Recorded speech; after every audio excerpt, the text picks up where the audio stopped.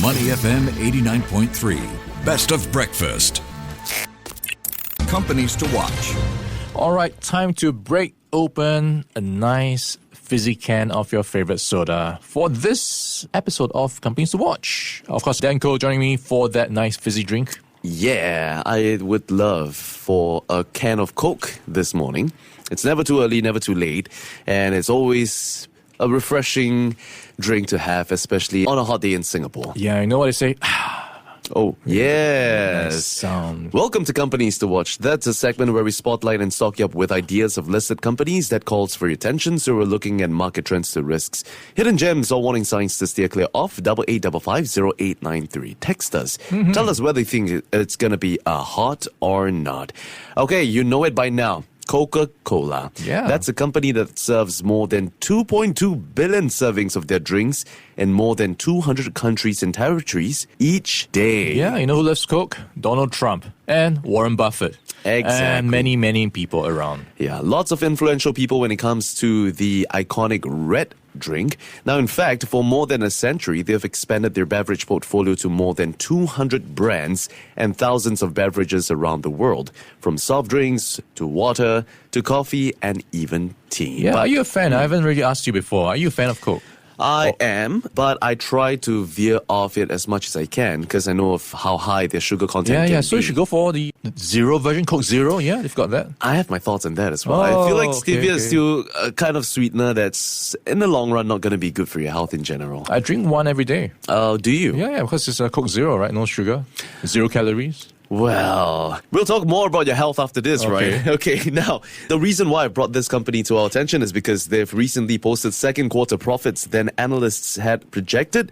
However, sales fell short. Now, adjusted revenue for the quarter tallied $12.62 billion compared to $12.55 billion, and it comes as the company had 5% increase in net revenues, driven by a 6% increase in prices, and its mix of goods sold along with a 1% decline in concentrate sales. Global unit case volume had fallen by 1%. Seems like people are drinking less overseas, led by a 3% decline in Asia Pacific. Volumes declined in Latin America by about 2%, 1% down in North America, and a 3% volume increase in Europe, the Middle East, and Africa, which sort of helped offset the decline. So it does seem like a shift in consumer preferences that we're seeing today. Yeah, I'm not surprised. If you think about it, people go out for a nice time at the restaurants, to the cinema. You typically have a glass of Coke with a meal. So with less people going out, tightening their purse strings, I am not surprised these numbers are going down. Yeah, certainly so. In fact, if you consider inflation as well, it seems like people are just trying to save a little more. Now, the company also updated its guidance, saying it now expects adjusted earnings per share to rise to 3% against the $2.88 it reported earlier this year. Now, revenue for the year is expected to face a 1 to 2% currency headwind, with organic sales still forecast to rise between 5 to 6%. All in all, CFO John Murphy had said that June turned out to be a disappointing month, with tariffs continuing to create uncertainty into the second half of the year.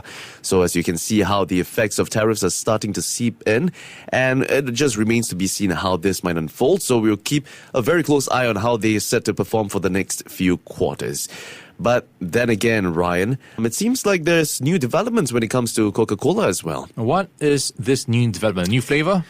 New flavor of sorts, I guess, if you're using a new kind of sugar, that is. So yes, it comes as food companies are seeking healthier substitutes as they respond to Health Secretary Robert F. Kennedy Jr.'s Make America Healthy Again campaign. Okay, I don't understand this. What do you mean by healthier? Healthier, it means to use real U.S. cane sugar. Okay, I think it comes down to a definition of what's healthy. Yeah. What is healthy? To each his own. Cane sugar is healthy? Okay, question It's mark. supposedly healthier than the other. And apparently, Coca-Cola is announcing plans to launch their offering made with cane sugar in the US to expand its trademark Coca-Cola product range this fall. It's not replacing the previous product, the sweetener that they're using, but instead, this will be just complemented alongside. And the company said that the new US product is designed to help the company build a stronger core portfolio and, of course, offer more choices across occasions and preferences. And the announcement comes on the back of President Trump announcing last week that the company had agreed to sweeten its iconic soda with cane sugar as they start to abandon certain ingredients such as artificial dyes and high fructose corn syrup. Yeah, there's a lot of layers here to unpack. So Donald Trump actually wants this to happen. Yep. I think maybe for a few reasons. I think for a bit more context, is Coke's made differently in different places. In Mexico, it's being made with cane sugar. Yeah. Just across the border. But in the US, not so much. They use high fructose corn syrup. Yes, and I believe high fructose corn syrup is used because of how cheap they are compared to the cane sugar that they will be switching towards. Yeah, there's a whole story behind it because the US industry bankrolls or at least subsidizes the growing of corn as a food security, I think, concept, trying to get people to grow corn in case they need the corn. So if that subsidy goes into the fructose, which then becomes cheap as a replacement for sugar. So it all has this underlying thing going on. That's right, Ryan. And of course, Canada, US led the charge to remove many artificial and highly processed ingredients from American foods, has called high fructose corn syrup a formula for making you obese and diabetic. Yeah, I'm not sure if cane sugar is going to change that. That's what I'm thinking too. Yeah.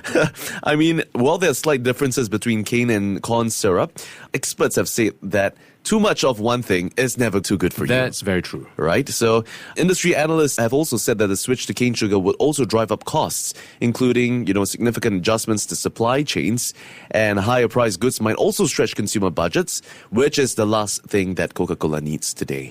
So, I guess when it comes to cane sugar and when it hits the shelves in the US, it really ultimately depends on whether people are willing to make the shift for a slightly healthier option, I suppose. I'm still not sure if it's healthier, but in Singapore, we do have the fructose version. So maybe folks who want to try something new could try it out. If it comes to Singapore, at least. Have you tried the no, I've not had a chance version? to try it. I imagine it might be more rounded or mellow, like how real sugar typically is. Yeah. So maybe I'm thinking along the lines of sugar cane, like, the one you get from the hawker imagining. center. Yeah. But having considered all things, I do see this as a balance of sorts. I can't really decide. I'm a little bit on the fence for this one here.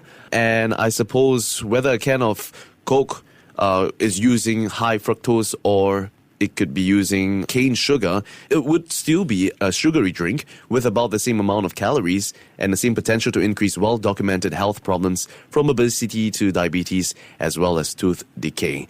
So yes, we will see how this develops over time. But that being said, Ryan, my verdict for the stock for today, I suppose, having considered their recent earnings and of course the shift to cane sugar, it's probably still going to be a hot. Oh, okay. A hot call from Dan. Well, what about you? A nice kind of cool you off right now. I so, do. Anywho's, I'm going to join you there. I like new options. It's great to let people have their choices. So I hope it comes to Singapore one day. Yeah, hopefully the demand would help to ease some of the high cost production that it might incur from just doing the switch. And at least as of the 24th of July, we've got Tipranks, Yahoo and Barron's all giving it a buy rating. All right, Ryan, now that pretty much wraps it for our analysis of today's stock in focus, Coca-Cola. Now, you know that, Coca-Cola was first invented by pharmacist John Pemberton back in 1886. But did you know what it was advertised for? Cough syrup, was it? Brain tonic to relieve headaches and exhaustion. And it includes ingredients from the cola nut, including caffeine and also cocaine. I've tried it before. It actually works. I'm not sure if it's a placebo or what, but it actually helps me feel better, yes. Oh, interesting. Well, it might be the sugar rush. Now, the cocaine ingredient was removed from the formula in 1903 due to public concerns about cocaine's addictive properties. So, Ryan, there is one good thing about being hit in the head with a bottle of Coca-Cola. You know what's that? What can that be? It's a soft drink. Okay. So why is it good to buy Coca-Cola stocks? Why is it good? It's nice to have some liquid assets. Okay, you're on a roll. Okay, and that's all we have for Coca-Cola. Before acting on the information on Money FM, please consider if it's suitable for your own investment objectives, financial situation, and risk tolerance. To listen to more great interviews, download our podcasts at audio.sg or download the audio app. That's AWEDIO, audio at the App Store and Google Play.